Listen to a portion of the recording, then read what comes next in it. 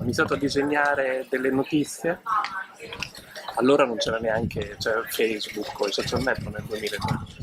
C'erano questi siti di news in cui venivano fuori spesso notizie brevissime che venivano cancellate dopo pochi minuti. Io ho iniziato a disegnare proprio quelle notizie minori, soprattutto sulla Medio Oriente, Palestina, Israele, ho iniziato e mi ero collegato a un movimento che si chiamava Indie Media e loro prendevano i disegni spesso e li traducevano in tutte le loro lingue perché loro ognuno aveva la sua...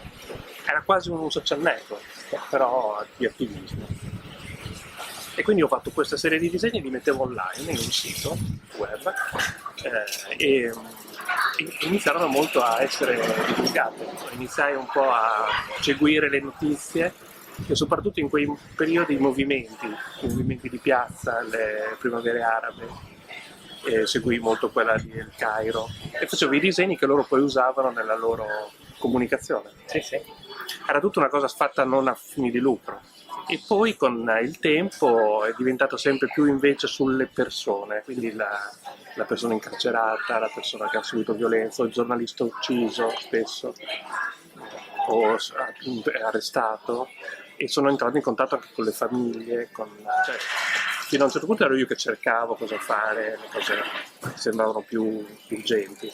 Poi le persone hanno cominciato a scrivermi se puoi farmi mio figlio, chiunque mi scriveva io vedevo che la cosa che era giusta la facevo per lui o per lei. E ho fatto anche dei disegni spesso, serie molto lunghe su cose che non sapevo se mi avrebbero dato niente. Naturalmente è un mondo di arte molto fuori dal mondo dell'arte classica, nel senso non è pensata per cui dopo fai delle mostre.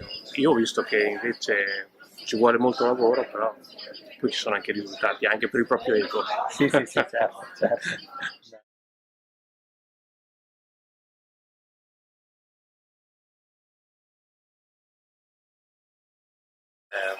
Qualcuno mi ha scritto, un attivista turco, mi ha detto guarda che il tuo blog è censurato in Turchia in questo momento, e mi ha mandato le foto dello schermo, come se cosa c'era scritto, era chiuso.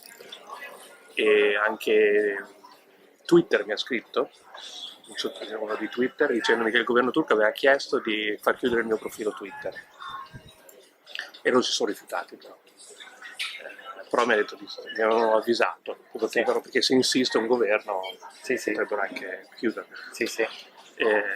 E loro, e dopo un altro attivista turco, un'altra persona, mi ha mandato proprio un verbale di un tribunale dove c'era una lista di siti web e il mio è il primo, come mi accusavano per un disegno che è questo, però per me non è per questo, questa è una scusa, la scusa era quell'altra, solo che loro mi denunciavano proprio per terrorismo e quindi anche Amnesty dopo mi ha sconsigliato di andare in Turchia, perché all'aeroporto mi potevano fermare o bloccare, non so, qualcosa.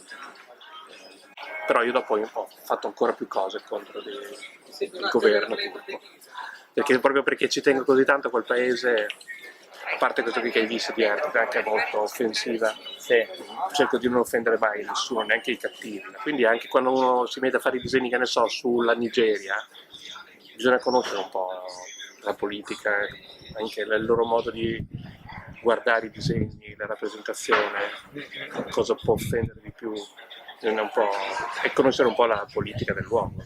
Per me è molto interessante lavorare sugli altri, è anche più sicuro. No? Se il fumettista brasiliano lavora sui palestinesi, è molto più sicuro che se lavora sui brasiliani. Bisogna stare molto attenti. Invece, visto che lo permette, gli strumenti permettono di lavorare a distanza, può essere che un turco possa lavorare sull'Italia. Perché no?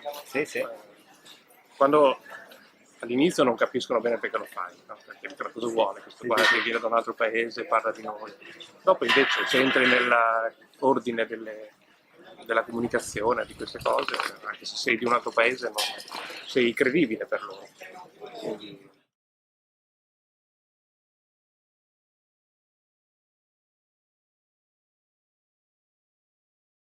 Ci siamo conosciuti su Twitter, perché facciamo gli stessi un po' obiettivi. quando lui è venuto a fare una mostra qui a Firenze, 2 o 3 anni fa, adesso ci siamo conosciuti di persona. Però qui invece lui mi ha invitato perché era un processo che aveva chiesto lui, aveva accusato lui la Volkswagen, ed era a porte chiuse, quelli che non si può fotografare né registrare, e quindi ha avuto che andarsi lì a disegnare, come si fa anche negli Stati Uniti. No? Esatto.